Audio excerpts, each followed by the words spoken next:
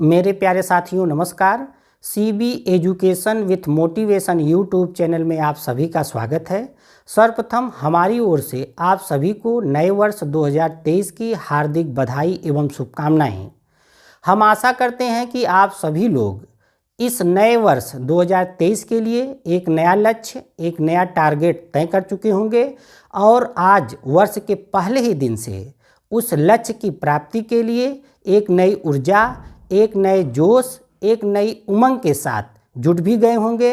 हमारी यह कोशिश रहेगी कि आप द्वारा तय किए गए उस लक्ष्य की प्राप्ति के लिए हम एक मददगार की भूमिका निभा सकें। आइए सर्वप्रथम हम चर्चा करते हैं 17वें प्रवासी भारतीय दिवस सम्मेलन की। विदेश मंत्रालय की देखरेख में भारत का 17वां प्रवासी भारतीय दिवस सम्मेलन 8 से 10 जनवरी 2023 को इंदौर मध्य प्रदेश में संपन्न होगा। इस सम्मेलन की थीम है diaspora reliable partner for India's progress in Amritkaal, अर्थात प्रवासी अमृतकाल में भारत की प्रगति के लिए विश्वसनीय भागीदार। प्रवासी भारतीय दिवस सम्मेलन अब 2-2 वर्ष के अंतराल पर आयोजित होता है। पिछला सम्मेलन 9 जनवरी 2021 में नई दिल्ली में हुआ था। यह वर्चुअल तरीके से हुआ था। हम आपको याद दिला देते हैं कि प्रवासी भारतीय दिवस 9 जनवरी को मनाया जाता है। सर्वप्रथम इसकी शुरुआत 2003 में हुई थी। 8 से 10 जनवरी 2023 को इंदौर में होने वाले 17वें प्रवासी भारतीय दिवस सम्मेलन में गुयाना के राष्ट्रपति मोहम्मद इरफान अली मुख्य अतिथि होंगे। आइए अब हम परीक्षा की दृष्टि से कुछ महत्वपूर्ण नियुक्तियां देख लेते हैं। अरुण गोयल को देश का दूसरा चुनाव आयुक्त बनाया गया है। यह पद चुनाव आयुक्त रहे राजीव कुमार को मुख्य चुनाव आयुक्त बनाए जाने के कारण रिक्त हुआ था। हम आपको याद दिला देते हैं कि अरुण गोयल को चुनाव आयुक्त बनाए जाने की पूरी प्रक्रिया विवादास्पद हो गई है। सर्वोच्च न्यायालय ने नियुक्ति संबंधी पूरी फाइल अपने यहाँ मंगा ली है।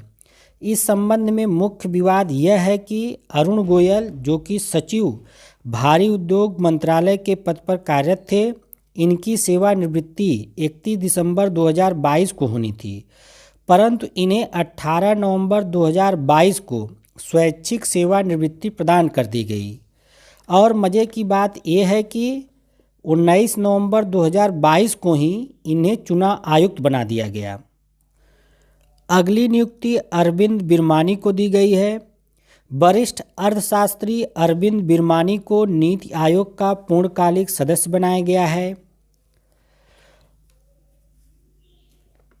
गौरव द्विवेदी को भी प्रसार भारती का नया CEO बनाया गया है। साथ ही CB आनंद बोस को पश्चिम बंगाल का नया राज्यपाल बनाया गया है। हम आपको पहले ही बता चुके हैं कि हर दिन हर महीने बहुत सारी किताबें लिखी जाती हैं, परंतु परीक्षा के दृष्टि से न तो सभी पुस्तकें महत्वपूर्ण होती हैं और न ही हमारे लिए सभी पुस्तकों को याद कर पाना संभव है। इसलिए हम कुछ महत्वपूर्ण पुस्तकें ही आपको बताएंगे जो परीक्षा के दृष्टि से उपयोगी हो सकती है। उन्हीं पुस्तकों में एक पुस्तक है The Light We Carry. The Light We Carry पुस्तक के लेखक हैं मिशेल ओबामा। आइए अब हम 2 दुर्घटनाओं की चर्चा कर लेते हैं। 6 नवंबर 2022 को एक यात्री विमान विक्टोरिया झील में गिर गया। यह विमान खराब मौसम के कारण बुकोबा हवाई अड्डे पर लैंडिंग करते समय गिरा था। बुकोबा हवाई अड्डा तंजानिया में है। यह विमान वहां की एक निजी कंपनी प्रेसिजन एयर का था। पूर्व सैनिकों की स्मृति में एक शो का आयोजन अमेरिका के टेक्सास के डलास शहर में 12 नवंबर 2022 को किया गया था। इस शो में करतब दिखा रहे 2 विमान आपस में टकराकर गिर गए, ध्वस्त हो गए। इसमें पहला था बोइंग B-17 और दूसरा था बेल P-63 किंग कोबरा। ये दोनों विमान द्वितीय विश्व युद्ध के दौरान जर्मनी में तबाही मचाए हुए थे। आइए अब हम एक पुरस्कार की चर्चा कर लेते हैं।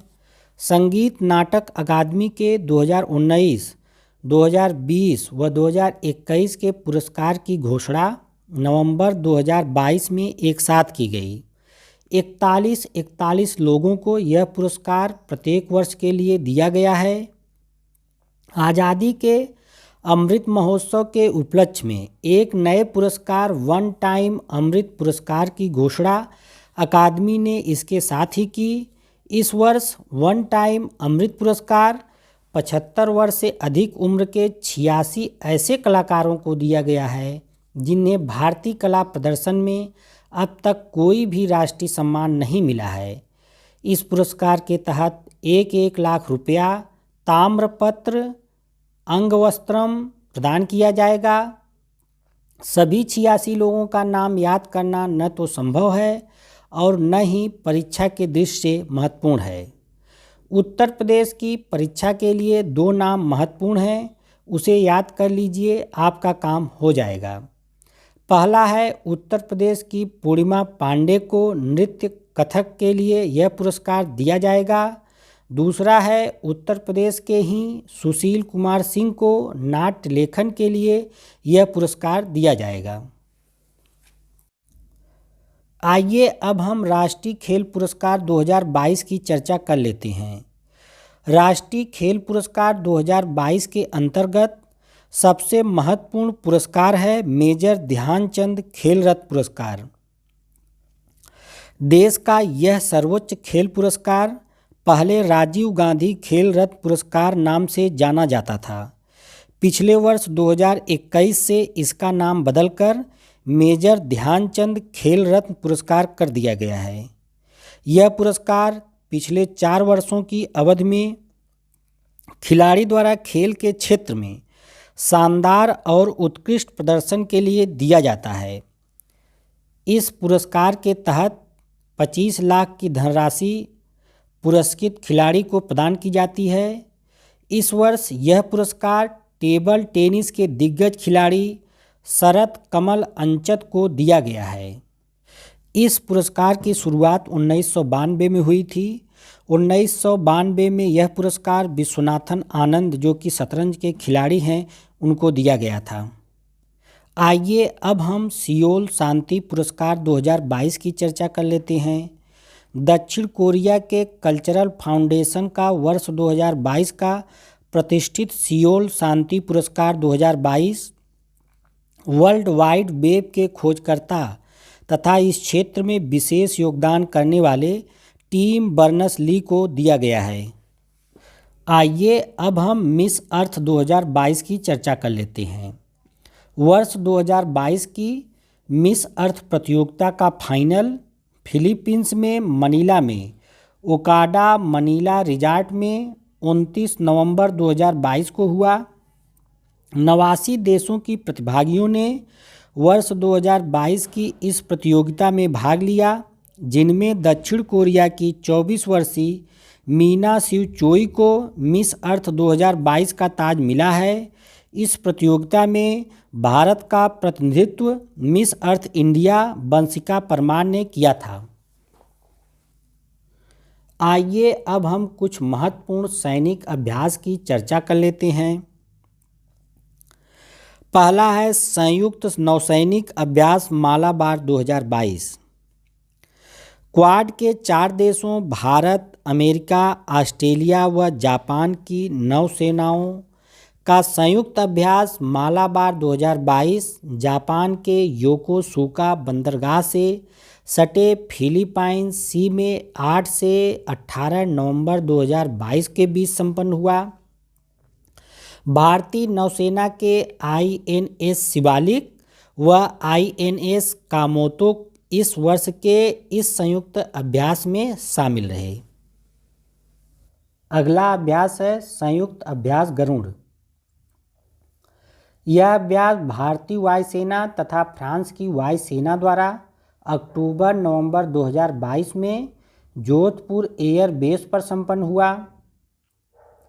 भारतीय वायुसेना का सुखोई, राफेल, तेजस व प्रचंड विमानों ने अपना अपना प्रदर्शन किया। यह पहला अवसर है जब भारत के हल्के लड़ाकू विमान तेजस व हेलीकॉप्टर प्रचंड ने किसी अंतर्राष्ट्रीय सैन्य अभ्यास में भाग लिया। अगला युद्धाभ्यास है भारत व अमेरिका की थल सेनाओं का युद्धाभ्यास 2022। भारत व अमेरिकी थल सेनाओं के बीच वार्षिक युद्धाभ्यास का 18वां संस्करण उत्तराखंड में आली में 19 नवंबर से 3 दिसंबर 2022 के बीच संपन्न हुआ। चीनी सीमा से मात्र 100 किलोमीटर की दूरी पर किए गए इस युद्धाभ्यास में भारतीय सेना की ओर से असम रेजिमेंट के जवानों ने भाग लिया। युद्ध अभ्यास का यह 18वां संस्करण चीनी सीमा के निकट संपन्न किए जाने के कारण चीन ने अपनी बौखलाहट भी व्यक्त की है।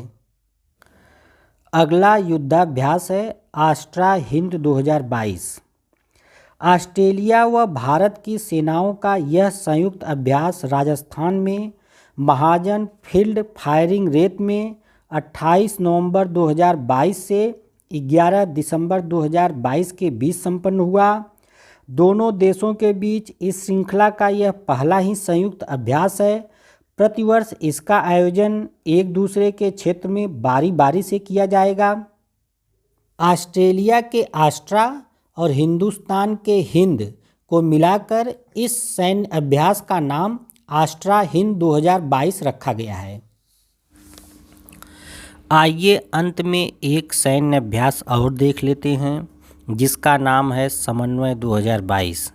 समन्वय 2022 आसियान देशों के साथ भारत का मानवीय सहायता एवं आपदा राहत अभ्यास है। यह संयुक्त अभ्यास आगरा के वायु सैनिक केंद्र पर 28 से 30 नवंबर 2022 के मध्य संपन्न हुआ है। आज के लिए बस इतना ही। यदि यह जानकारी और यह वीडियो आपको अच्छा लगा हो तो इसे लाइक कीजिए, दूसरों के साथ शेयर कीजिए, हमारे चैनल को सब्सक्राइब कीजिए। अगले सप्ताह हम फिर मिलते हैं, तब तक के लिए नमस्कार।